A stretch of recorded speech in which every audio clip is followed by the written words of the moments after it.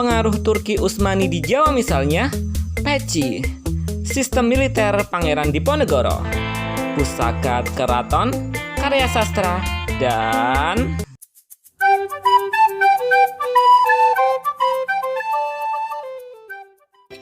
Bismillah, Assalamualaikum guys. Ketemu lagi dengan channel Cah Solo. Alright guys, kali ini kita akan membahas pengaruh-pengaruh Turki Utsmani dalam masyarakat Jawa. Sebelum lanjut, bantu channel kami dengan klik subscribe dan klik lonceng notifikasinya ya guys. Thank you. Guys, di antara tradisi di Jawa yang terpengaruh oleh Turki Utsmani yang paling populer adalah penggunaan kopiah atau peci. Sebelum mengenal peci atau kopiah, para laki-laki di Nusantara terbiasa memakai ikat kepala, misalnya blangkon, udeng, atau ikat.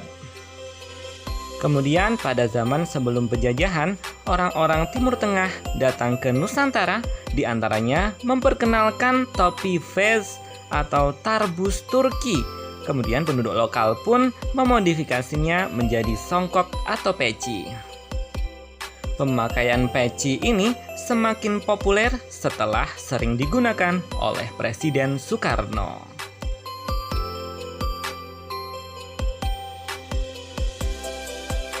Yap guys, pada Perang Jawa tahun 1825 hingga 1830, Pangeran Diponegoro ternyata banyak terinspirasi dari Turki Utsmani. Pangeran Diponegoro sendiri bahkan menyebut dirinya sebagai Kanjeng Sultan Abdul Kamid. Nah, nama Abdul Kamid ini terinspirasi dari nama Sultan Turki Utsmani Abdul Hamid I yang menyatakan diri sebagai penguasa seluruh dunia. Diponegoro bertujuan menempatkan dirinya sebagai Abdul Hamid II yang bernisbat dengan Sultan Abdul Hamid I. Selain itu guys, Pangeran Diponegoro sendiri dalam perjuangannya melawan penjajah Belanda banyak mengadopsi sistem organisasi kemiliteran modern Turki Utsmani. Ia mengadopsi nama-nama kesatuan militer dari sultan-sultan Turki Utsmani. Terdapat 14 kesatuan dalam Laskar Diponegoro yang sebagian mengadopsi dari Turki, antara lain Bulkiyo, Burjumuah, Turkiyo, Harkiyo, Larban, Nasran, Pinilih, Suropadah, Sipuding, Jagir, Surotandang, Jayangan, Suryogomo, dan Wanangprang. Hierarki kepangkatannya pun sebagian menggunakan aksen Turki, antara lain Alibasah atau Alipasya, yaitu suatu jabatan setara komandan divisi. Kemudian pangkat basah yang setara dengan komandan brigade. Lalu pangkat dolah yang setara dengan komandan batalion, dan pangkat seh yang setara dengan komandan kompi. Nah guys, itu adalah untuk pertama kalinya dalam militer Jawa dikenal kepangkatan seperti itu. Bahkan guys, Pangeran Diponegoro dan para laskarnya juga bersorban serta mencukur habis rambutnya.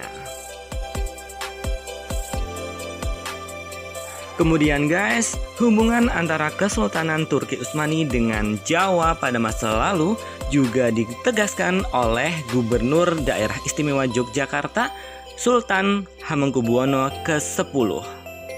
Ketika Sri Sultan berpidato dalam Kongres Umat Islam Indonesia di Yogyakarta tahun 2015, beliau menyatakan bahwa Keraton Yogyakarta merupakan perwakilan kekhalifahan Islam di tanah Jawa. Beliau menyatakan pada tahun 1479, Sultan Turki mengukuhkan Raden Fatah, Sultan pertama Demak, sebagai Khalifatullah ing tanah Jawa, perwakilan kekhalifahan Islam Turki untuk tanah Jawa, dengan penyerahan bendera La ilaha illallah yang berwarna ungu kehitaman terbuat dari kain kiswah Ka'bah, dan bendera bertuliskan Muhammadur Rasulullah yang berwarna hijau. Duplikatnya tersimpan di Keraton Yogyakarta sebagai pusaka, penanda keabsahan Kesultanan Yogyakarta Hadiningrat, wakil kekhalifahan Turki. Ya guys, bendera dari kiswah Ka'bah ini diberi nama Kyai Tunggul Wulung, sedangkan bendera dengan lafadz Tauhid dinamakan Kyai Pari Anom. Kedua benda pusaka itu dikeluarkan bila ada bencana atau wabah di Yogyakarta dan di Jamasi setiap 1 Muharram. Dan guys, selain dengan Kesultanan Yogyakarta, ternyata Kesultanan Turki Utsmani juga mempunyai relasi dengan Kasunanan Surakarta di Jawa Tengah. Ketika pemimpin Turki Utsmani, Sultan Abdul Hamid II, selamat dari upaya pembunuhan dan kudeta, Sunan Surakarta, Sunan Pakubuwono ke-10 yang mempunyai gelar Abdurrahman, mengucapkan selamat kepada Sultan Abdul Hamid II. Ucapan selamat dari Sunan Pakubuwono ke-10 itu ditulis dalam sebuah surat, dan surat tersebut hingga kini masih tersimpan pada arsip Turki Utsmani. Isinya seperti ini guys.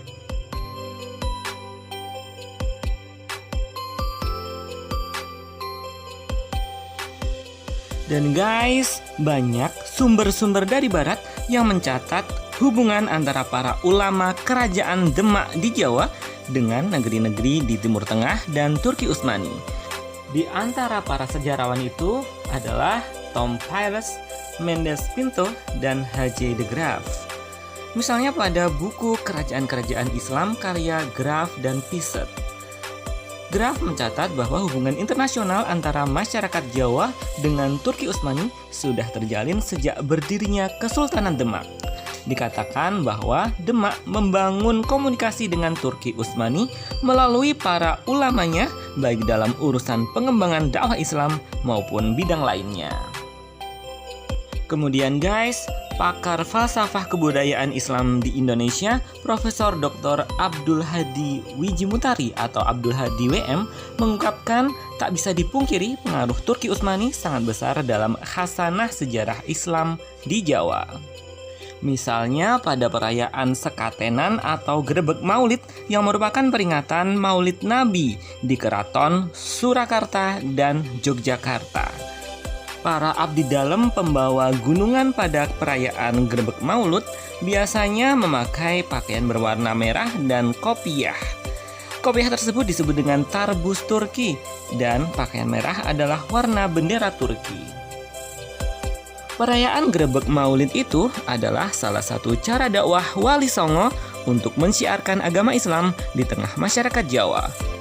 Dan menurut Profesor Abdul Hadi WM, semua anggota Wali Songo selain Sunan Kalijogo dan Sunan Bonang adalah para ulama yang datang dari Turki Utsmani dan ditugaskan oleh Sultan Turki Utsmani untuk mensiarkan agama Islam pada masyarakat Jawa.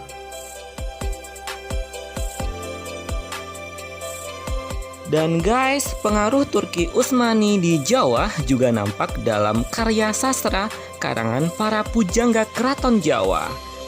Orang Jawa di masa kerajaan Mataram menyebut Turki Utsmani sebagai Rum atau Ngerum yang diambil dari surat Ar-Rum dalam Al-Quran yang mengisahkan tentang orang-orang Rumawi. Di antaranya adalah Serat Paramayoga karya Raden Ngabei Ronggo Warsito, pujangga Keraton Surakarta. Dalam serat ini dikisahkan bahwa tokoh Aji Saka, seorang dari India yang berumur panjang, pernah menjadi murid Nabi Muhammad. Ia diperintahkan oleh Sultan Al-Gabah dari Ngerum atau Turki Utsmani untuk membina dan membudayakan masyarakat Jawa. Contoh serat lainnya adalah serat Jongko Joyoboyo Musarar yang mempersepsikan secara positif citra Turki sebagai bangsa yang memberadabkan Jawa. Dalam naskah ini diceritakan bahwa Raja Hindu titisan Dewa Wisnu di Kediri memiliki seorang guru yang berasal dari Rum atau Turki Utsmani yang bernama Sultan Maulana Ngali Samsujen. Guru itu mengajari Prabu Joyoboyo bahwa Pulau Jawa setelah zaman berganti akan dikelola oleh umat Islam. Dan guys, serat-serat lain yang terpengaruh Turki Utsmani diantaranya adalah serat Pranitiwakyo, serat Weddo Musyawarat, juga serat Jongko Joyoboyo Syekh Subakir. Jika video ini bermanfaat, like dan share ya. Terima kasih. Sumber bacaan pembahasan dalam video ini. Thanks for watching. Wallahu a'lam bishawab. Terima kasih. Wassalamualaikum warahmatullahi wabarakatuh. Sampai jumpa.